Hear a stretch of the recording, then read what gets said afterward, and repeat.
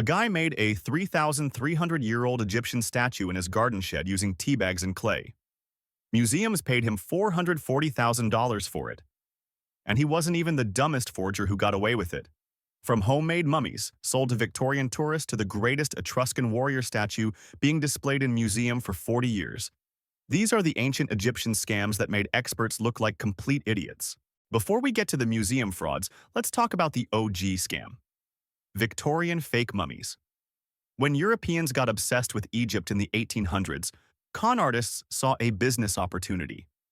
Dealers would take corpses, executed criminals, plague victims, literally anyone dead, dry them in ovens, coat them with bitumen, and sell them as ancient Egyptian mummies. Rich people ground them into powder called mumia, thinking it had medicinal properties. But you know it didn't. They were literally eating some random Victorian dude who died of cholera. The scam went deeper than a prostate exam from someone with really long fingers. Forgers would grind up old cow bones, mix them with pitch and tar, and sell the resulting shit as ground mummy powder. This scam ran for over 300 years.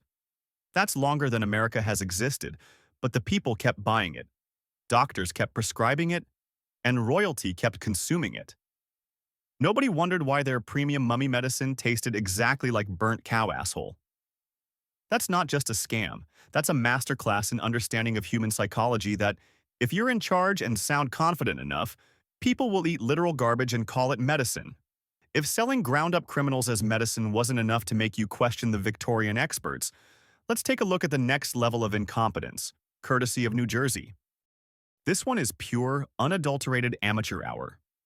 In 1889, a museum in Hackensack, New Jersey, bought a mummy case with the mummy inside. They put it on display for decades, proudly claiming it was an Egyptian princess from 3,000 years ago. Tourists came from all over to see this incredible artifact. Until in 1928 when the case was finally opened, exposing a masterpiece of laziness. The mummy wasn't a princess. It wasn't even human. It was a papier-mâché doll stuffed with rags, plaster, animal ribs, and, I shit you not, modern newspapers. The whole thing was held together with nails, like someone's middle school art project got loose and ended up in a museum. When they finally figured it out, they didn't launch an investigation or try to track down the genius con artist. They just incinerated it. No questions asked. Straight to the furnace. Honestly, respect for committing to the cover-up. But that was a single embarrassing doll. What happens when you take that amateur energy and applying it on a mass production? You get the Amazon of ancient scams, that indeed it's still messing with museum collections today. Egyptian scarab beetles were sacred symbols. Authentic ones were carved from stone with intricate hieroglyphs. But the Victorian forgers don't give a damn and mass-produce them from cheap glass and dried South American beetle shells, which is not even the right continent of beetle. In the 19th century, a British antiquarian named Edward Ayrton realized he could make a fortune by churning out thousands of authentic scarabs. He'd carve them with fake hieroglyphs, then soak them in tea to give them that authentic, just dug up from a tomb, patina. It was basically Etsy, but with more lying. It is hard to believe that these things are still in circulation. Your grandma's authentic Egyptian scarab necklace from her 1960s Nile cruise was probably made in a Victorian workshop by a guy named Gerald. These fakes fooled entire wings of major museums, and they're still embedded in collections worldwide as we speak. Turn out, the difference between ancient artifact and worthless fake isn't about authenticity. It's about how many experts have already committed to being wrong about it in print. Tea-stained beetles are one thing. But what about a forgery so fast, so brazen, that it went from the forger's garden shed to the museum's centerpiece in less than a month? Meet Sean Greenhalgh, British forger, garden shed enthusiast, and the guy who made museums look like complete idiots. In 2003, Sean carved a small calcite statue that's supposedly depicting Akhenaten and Nefertiti's daughter, the Amarna princess. And he's successfully making it look very legit. He aged it with tea, clay, and plain old dirt in his garden shed and finished it in 3 weeks like a fucking genius. Then he forged the documents claiming it was purchased in 1892 from some fancy British estate. He exactly knows what he was doing. So, the British Museum authenticated it. Christie's auction houses also authenticated it. and then a collector bought it for £440,000, nearly $750,000. Bolton Museum put it on display, hailed as an unparalleled masterpiece. They were so desperate to have an artifact, they skipped every step of due diligence. For something made faster than most people finish a home renovation project. But the whole thing came crashing down in 2006 when Scotland Yard finally noticed his entire family was running a forgery operation out of their backyard shed. He got caught not because the experts were smart, but because the cops stumbled onto it. You won't believe that the statue is still displayed at Bolton Museum right now. Not as ancient Egyptian art, but as a trophy to their own staggering gullibility. That's museum shade at its finest. Okay, a garden shed is embarrassing. But can you imagine a con so successful that the forger literally kept a piece of the forgery for decades as a proof?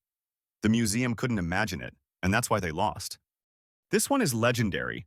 Between 1915 and 1921, the Metropolitan Museum of Art bought three massive, life-sized terracotta statues they called the Etruscan Warriors: the Old Warrior, the Colossal Head, and the Big Warrior. They were huge, they were dramatic, they were supposedly 2,500 years old. The Met displayed them proudly from 1933 as the centerpiece of their Etruscan collection. Art historians wrote papers about them. They were considered some of the finest examples of Etruscan art in existence. But the doubts started creeping in during the 1930s and 40s. Other experts were raising eyebrows and pointing out inconsistencies, but the museum experts doubled down. They didn't quietly reassess. Conversely, they start to publish the books, gave lectures, and stood in front of rooms full of people. Insisted with the full confidence of someone who's never been wrong about anything that they were unquestionably justified. But then, fast forward 40 years later in 1961, someone actually tested the materials. Turns out they were made by Italian forgers Alfredo Fioravanti and the Riccardi brothers in a workshop near Orvieto. They painted unfired clay fragments, baked them in small kilns, and smeared them with mud. The museum had to publicly announce they'd been displaying Fake's statue for 4 decades. But that was nothing compared to the next elaborate deception of all time. We've seen amateur hour, mass production, and a souvenir thumb. But the greatest insult of all is when a museum buys a forgery so famous, so expensive, and so utterly fake that it earns a Guinness World Record for being the biggest fraud ever. This is the most complicated cons of all time. In 1896, the Louvre, the most famous museum on the planet, paid 200,000 gold French francs, a literal fortune at the time, for the tiara of Saitaphernes, supposedly an ancient Scythian offering to a king from the 3rd century BC. All of it was actually made by Russian goldsmith Israel Ruchomovsky in 1895. But he is not a scammer.